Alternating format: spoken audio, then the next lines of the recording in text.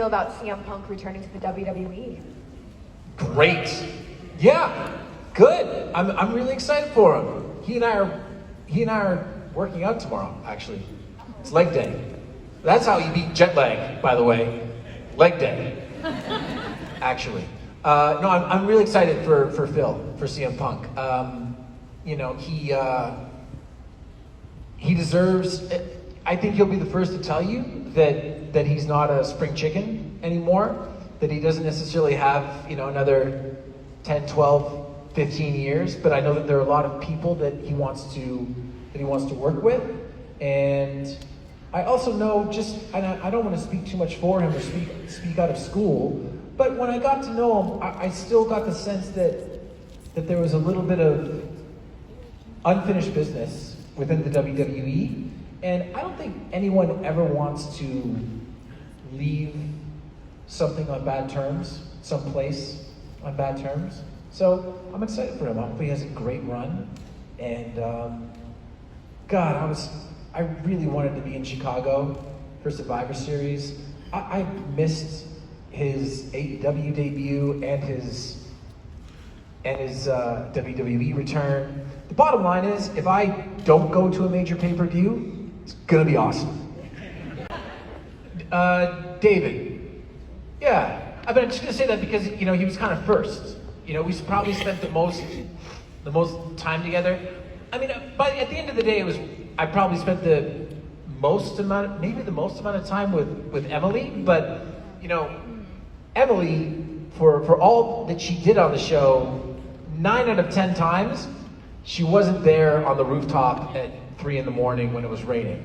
That forms a particular kind of bond.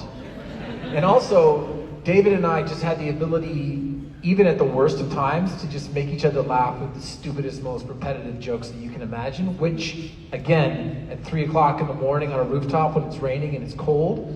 In fact, the weather for Arrow was just kind of like what it's like out right now. That's Vancouver from like November through March. So we needed senses of humor, and David always brought that. In the early days of the show, and by the early days I mean like the first season, maybe even second season, we would have more time to rehearse fights. And as the show moved along, it's not that we didn't spend as much time rehearsing fights, we just didn't have as much time because everything started to become more sprawling and I started to become busier. And so the thing that I really had to learn is I had to learn how to pick up a fight by basically watching the stunt guys shoot something called the previs. They'll shoot the fight, right? So you watch it and you sort of look at the moves. And then I was learning a lot of these fights on the day that we were shooting them. Right? Did you have to generate any inner anger from those scenes, or was it all just acting?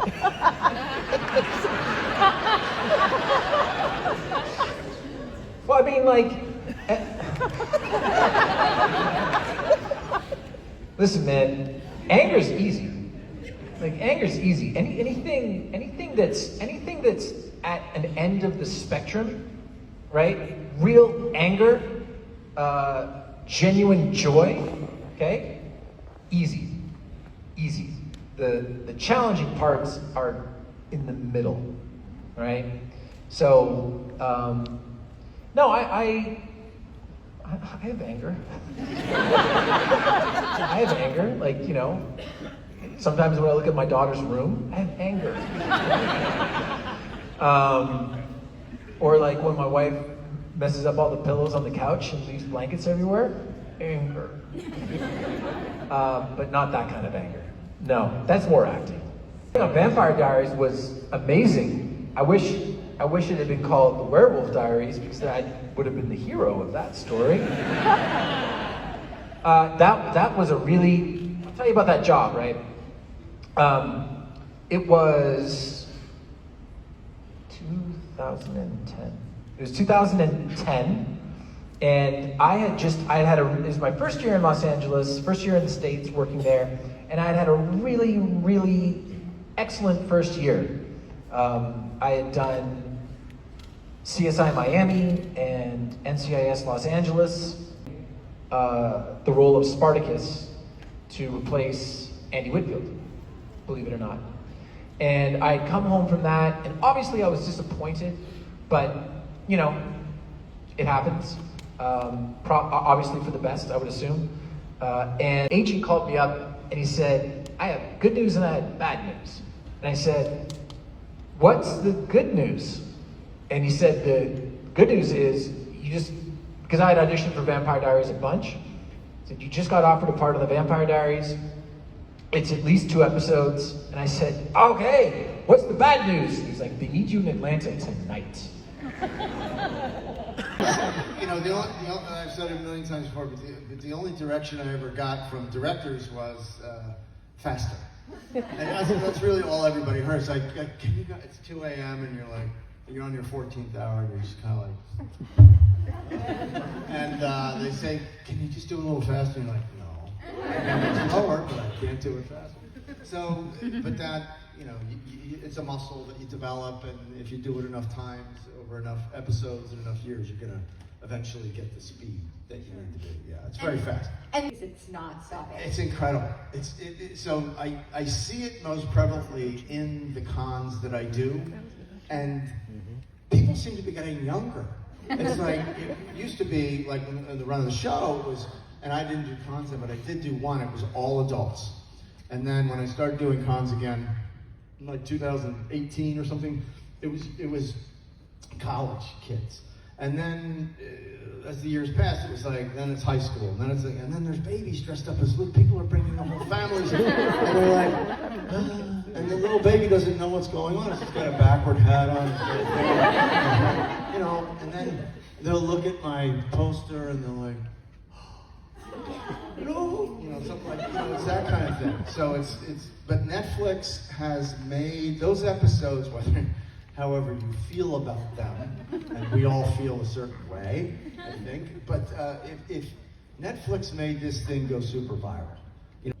I have been watching the show since the very beginning, since I was 10 years old, so thank you for being a part of my childhood. You're welcome. My question, I was trying to come up with one for you and Sean, so I'll still ask it. I'll talk to Sean later, I'll ask him. Make sure he's on board with it. If you could write a scene or a storyline for your 2 characters, what would that look like? Sean and myself, Kirk and Luke. Yeah. I think we would have a band. And I think he would definitely be the lead singer. And if he wasn't the lead singer, he'd be like the guy in the corner with the tambourine. Or the triangle, and like dancing and doing weird things like the film by Kirk, it would be something similar? Absolutely. Yeah. And I think that had they written that in, we could have gone on a world tour and sold out arenas. Amazing. Thank you. And I love the podcast. Thank you. Thank you so much. Miracle on 34th Street. A Simple Wish. Woo! Thomas and the Magic Railroad. And her latest book, Good Girls Don't. It was available at all fine booksellers. GalaxyCon 2023. Please welcome Mara Wilson.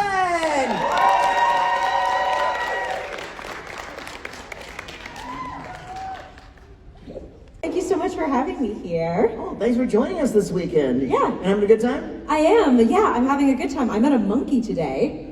I did. I met a tiny monkey. There are now pictures of me with a tiny marmoset on my shoulder on my social media. I just got this bracelet that says Matilda that somebody made for me. I've had a really great time. The fans have been so incredibly kind and thoughtful, and I have met some very cool people. I was just talking with Mick Foley backstage, and sweetheart. Yeah, I met Harvey Guillen on Friday, and sweetheart. and just poured my heart out to him because I love what we do in the shadows. And I was actually Jackie Daytona for Halloween one year. And Giancarlo Esposito and so many really cool people. And I get to hang out with some of my old friends like Matt Lawrence, my brother. I was looked at it as, okay, it's another version of Tootsie. People did see it as Tootsie. I remember my mom saying that it was a bit like Tootsie. but people say really nice things to me because of the film, and even to this day, you know, say that it helped them get through a divorce or their Yes, parents' divorce. I know, adults and children. Yes. It is a very comforting film for dealing with divorce and dealing post-divorce and the acceptance Yeah. of that situation. Yeah, I think so. I mean, they don't get back together at the end, which I think a lot of people expect in movies about divorce. And in some ways, it's a sad ending, but it's also a happy ending because it is about families and how families are, you know, come from all different shapes and sizes. And I think that's something that's come across in a lot of movies that I've been in. Not that I Yeah. won't have some questions about that, but it was Yeah, I'm certainly, sure. but certainly though, I think that was it's been your during those years. Thank you. Yeah, I mean, I think that it's probably still my favorite movie that I was in. I think because the movie, well, the book meant a lot to me as a child. I think it meant a lot to little girls and probably to a lot of kids, regardless of gender. I had a lot of happy memories of reading it. I would borrow it from my brothers. And in fact, when it came out, my mom read it and loved it. And my mom was a very good storyteller, and she had a very good narration voice. And she would read it out loud to my brother's class. Donald really understood kids. He did? In the sense that Yeah. that he never talked down to them. He kind of respected them. I think that he understood that kids have a darker sense of humor than Give him we credit think. for it. I mean, think of how much, you know, kids love fairy tales, and fairy tales can be very dark, you know? And so I think that he had that dark sense of humor, which is also very British, I think. And he capitalized on that. So, but Matilda, I think, is a story. There aren't very many stories out there, or at least there weren't at the time, about, you know, smart little girls getting things through their intelligence and through working hard and having their own power. So I think that that was something that really resonated with people because there just weren't that many movies like that, and really not even that many books like that. Nobody would think of my birthday because they would put on the call sheet. The call sheets were, you know, the thing they send out the night before that tells you what time to be there, you know, what they're going to be filming that day. And, you know, it changes daily, so they have to change it. And I remember they wrote like happy birthday to Pam on a day that she wasn't actually there. And they didn't write happy birthday Mara on the call sheet for me, so I was very sad. I thought they'd forgotten my birthday. And then the next day I got there and there were hundreds of balloons in a rainbow over my trailer.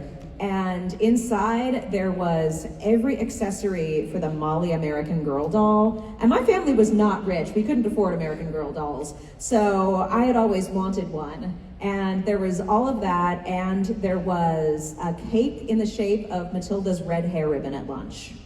So he spoiled me. Danny DeVito really spoiled me, and so did Rhea. And yeah, it was the best birthday ever.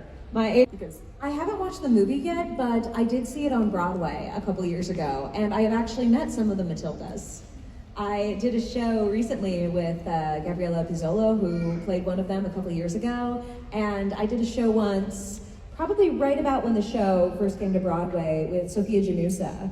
And I went up to her and her mom to introduce myself, and I was like, "Hi, I'm Mara," and she said, "Oh, we know who you are. Matildas know each other." So I haven't watched it yet, but I did get to see it on Broadway when it came out, and I mean, I think the music is great. It's really great, and people are telling me all the time that it's done. I feel like it's been done at every school in the United States. It's done everywhere, and it's really adorable. There's always so many people will show me the cutest pictures of their kids dressed as, you know, characters from Matilda the musical. It's adorable. I want to have a food fight, and Pam was a very good sport about it. There was also, I would say, the montage scene at the end with Miss Honey, although I do remember there was one scene where we were eating a box of chocolates, and most of the chocolates that we ate in the movie weren't actually very good, but these ones were. And we were eating the chocolates, and I remember Danny, who directed it, was shouting things out, and he yelled out, you know, "Do this, do that," and then he said, "Feed each other." And I remember looking sadly down because I really wanted the caramel that I had picked up. But I went like this, and she went like this, and I bit into the chocolate she gave me, and cherry juice exploded out of it and all over what I was wearing. So I had to go change. The healed cut, everybody laughed, and I went to go change. So those were probably the most fun. Also the dancing scene, because I'm not a very good dancer, so to make me more comfortable, Danny insisted that everybody on set that day had to dance.